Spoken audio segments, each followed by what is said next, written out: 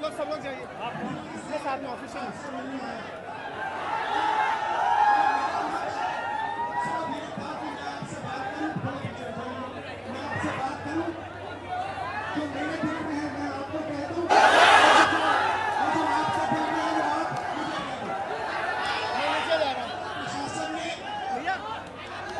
मुझे पूरी तरह रोकने की कोशिश की,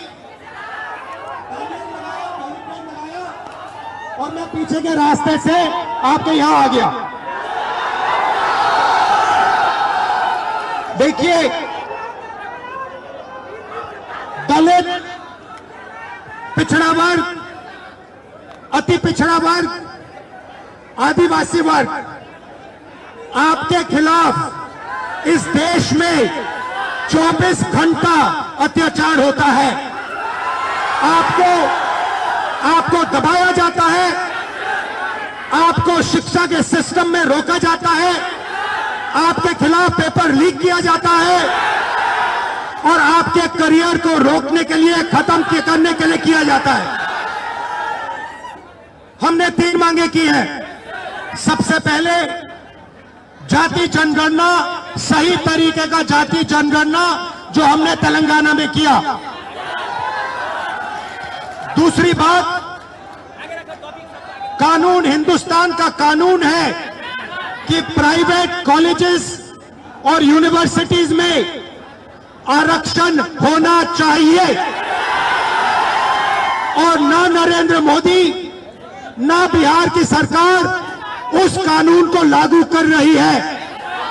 इसीलिए हम उन पर दबाव डालेंगे और जब तक, मैं बता रहा हूं, जैसे मैं यहां आया हूं ना, रोक नहीं पाए, वैसे ही नहीं रोक पाएंगे जब तक इन्होंने प्राइवेट इंस्टीट्यूशंस में रिजर्वेशन नहीं किया, तब तक हम आगे बढ़ते जाएंगे, लड़ते जाएंगे। क्योंकि आप 90% हो, आप अपनी स्ट्रेंथ समझो। आपको भटकाकर, डराकर, दबाकर, आपके ध्यान को इधर उधर करके आपको रोका जाता है। इस देश में आपके लिए कोई जगह नहीं है। 90% के लिए इस देश में कोई रास्ता नहीं है। आप ब्यूरोक्रेसी को देखो, सीनियर ब्यूरोक्रेसी में आपके कितने लोग? 0।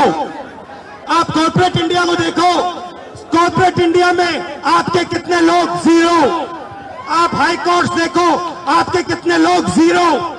आप एजुकेशन सिस्टम के मालिकों को देखो, मेडिकल सिस्टम के मालिकों को देखो, आपके लोग कितने? 0। मगर मनरेगा की लिस्ट निकालो, आपके लोगों से भरी हुई है। मजदूरों की लिस्ट निकालो, आपके लोगों से भरी हुई है। सारे के सारे कॉन्ट्रैक्ट, सारा का सारा धन 5-10% के हाथ में जाता है और आपको उल्टी सीधी बात बताकर आपके ध्यान को इधर उधर कर दिया जाता है। आपको एक साथ खड़ा होना है और 3 मांगे हैं। पहली मांग जाति जनगणना, दूसरी मांग प्राइवेट इंस्टीट्यूशंस में, प्राइवेट स्कूल और कॉलेजेस में रिजर्वेशन, अति पिछड़ा का, ओबीसी का, दलित का, आदिवासी का।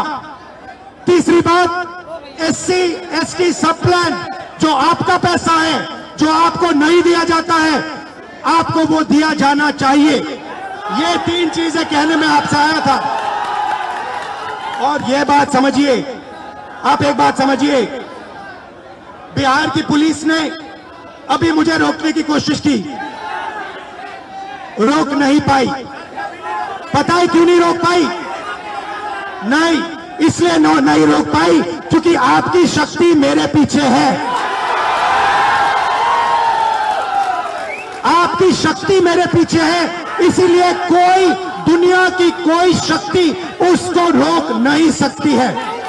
हमने कहा, हमने नरेंद्र मोदी से कहा, पार्लियामेंट में कहा, तुम्हें जाति जनगणना करना पड़ेगा। हमने उससे कहा कि तुम्हें संविधान को यहां माथे पर लगाना पड़ेगा। नरेंद्र मोदी जी ने आपके दबाव से डर कर जाति जनगणना हिंदुस्तान में घोषित किया है।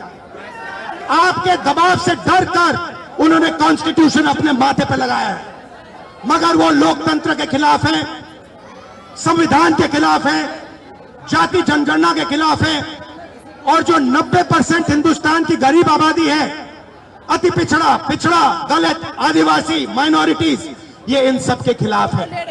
ये अदानी अंबानी की सरकार है, ये आपकी सरकार नहीं है। आपने इतने प्यार से मेरी बात सुनी, इसके लिए आप सबको दिल से बहुत बहुत धन्यवाद। मैं जानता हूं SC ST अति पिछड़ा हॉस्टल्स में यहां क्या होता है। मैं आपको गारंटी देता हूं, जैसे ही हिंदुस्तान में सरकार आएगी, जैसे ही बिहार में हमारी सरकार आएगी, हम ये सारा का सारा बदल देंगे और आपके लिए जो होना चाहिए वो करके दिखाएंगे। आप सबका बहुत बहुत धन्यवाद। नमस्कार, जय हिंद।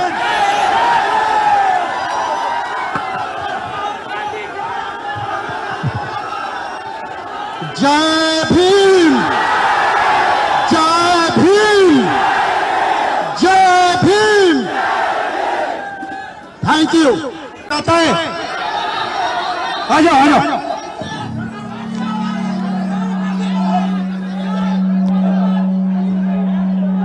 आपका नाम? प्रदीप सर, प्रदीप। यहाँ पे आपके हॉस्टल में क्या हालत है, थोड़ा बताइए मुझे। सर हॉस्टल की हालत बहुत खराब है, हॉस्टल की हालत बहुत दयनीय है। हम लोग बहुत बुरी स्थिति में रहते हैं सर। यहाँ की जो प्रशासन है उसके द्वारा बीच बीच में मानसिक प्रताड़ना दी जाती है हॉस्टल को खाली करवाकर। सर आपसे बहुत उम्मीद है, आपसे उम्मीद इसलिए है कि आप नेता प्रतिपक्ष है और आप हमारे देश के अगले यशस्वी प्रधानमंत्री है सर, तो आपसे बहुत उम्मीद है सर। आपसे आपके साइड से, आप सबके साइड से लोकसभा में मैं कौन सा मुद्दा उठाऊं? सर लोकसभा में सर जो दलित के साथ भेदभाव होता है और शिक्षा का सर जो बजट है दिन पर दिन घटता जा रहा है, और कल्याण विभाग की जो सर बजट है वो घटती जा रही है। दलित की शिक्षा तो सर दलित की शिक्षा योजना स्तर पे मिलती है, लेकिन उसको जमीनी स्तर पे नहीं मिलती है सर। ये जो नई शिक्षा नीति है इसमें सर दलित विरोधी है, इसको डिजिटलाइज करने की बात की जा रही है, जबकि हमारे समाज में सर बहुत से लोग डिजिटल से बहुत दूर है, उनको डिजिटल का डी भी नहीं पता है। तो उसके लिए सर कुछ किया जाए और जमीनी स्तर पे किया जाए सर। आपसे उम्मीद है सर, आप कर सकते हैं सर। ये जो पूरा शिक्षा का सिस्टम और स्वास्थ्य का सिस्टम प्राइवेटाइज हो रहा है, इसके बारे में आप क्या सोचते हो? सर ये सर प्राइवेटाइज करने का सर ये सरकार की जो मंशा है सर, उसे SC ST OBC को दूर रखा जाए सिस्टम से सर। हम लोग शुरू से सिस्टम से दूर है, न हमारा मीडिया में कोई है, न हमारा उद्योगपति कोई है, न हमारा बड़ा ब्यूरोक्रेट्स में कोई है। तो सर हम लोग को जो उसमें भागीदारी है वो देनी चाहिए सरकार को। मीडिया के बारे में बताइए थोड़ा। सर जो मीडिया गोदी मीडिया है, गोदी मीडिया से हम लोग को दिखाती नहीं है, हमारा लोग मेन स्ट्रीम मीडिया में है नहीं, तो हम लोग चाहते हैं कि हम लोग का भी मीडिया प्रतिनिधित्व हो। और सर दरभंगा में जर्नलिज्म के लिए कॉलेज हो, जर्नलिज्म के लिए कॉलेज नहीं है, हम लोग जर्नलिज्म करना भी चाहते हैं तो वो प्लेटफॉर्म नहीं मिलती है सर। इसकी हायर एजुकेशन फीस इतनी होती है कि हमारे लिए फीस पे नहीं कर पाते हैं, इसलिए हम लोग कोर्स नहीं कर पाते हैं सर। यूनिवर्सिटी में जो है कोर्स समय पर नहीं होता है, यूनिवर्सिटी में जो है सर बहुत फीस। आप क्या पढ़ते हो? सर मैं अभी DLED कर रहा हूँ सर, सेकेंड ईयर में बाइट माधोपट्टी का हंगा से। कैसा चल रहा है सर? DLED तो ठीक चल रहा है, लेकिन सर आगामी TRE 4 है जिसमें 23-25 वालों को मौका मिले, इसके लिए भी हम लोग प्रोटेस्ट किए हैं सर, कर रहे हैं सर। और माता पिता क्या करते हैं, भाई बहन कितने हैं? सर मेरे माता पिता सर, मम्मी तो गृहिणी है, पापा एक मामूली ड्राइवर है सर। पापा जो है 300-400 दिहाड़ी पे काम करते हैं सर। हम लोग बहुत गरीब तबके साथ हैं, अगर ये हॉस्टल नहीं होती तो हम लोग को एक ऐसा प्लेटफॉर्म नहीं मिलता, हम लोग नहीं पढ़ते, इसलिए ये हॉस्टल है। और सर एक और मांग आपसे हम लोग करना चाहेंगे कि सर ये हॉस्टल है, हम लोग यहाँ मैट्रिक इंटर ग्रेजुएशन कर लेते, क्या मैट्रिक इंटर ग्रेजुएशन के लिए हम लोग को नौकरी मिलेगी? नहीं मिलेगी। तो कंपटीशन के लिए एक छात्रावास होना चाहिए, PG छात्रावास दलितों के लिए होना चाहिए, जिससे कि हम लोग आगे की पढ़ाई कर सके और देश के विकास में अपना योगदान दे सके सर। भाई बहन और पापा मामा से मेरी नमस्ते कर देना। Thank you brother. आप यहीं रहिए, यहीं रहिए, यहां रहिए, आप दोनों यहां रहिए। नमस्कार। एक सेकंड शांत हो जाए। सबसे पहले मैं आप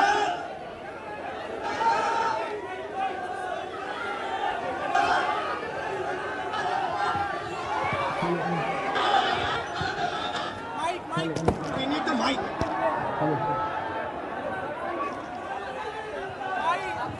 Hello.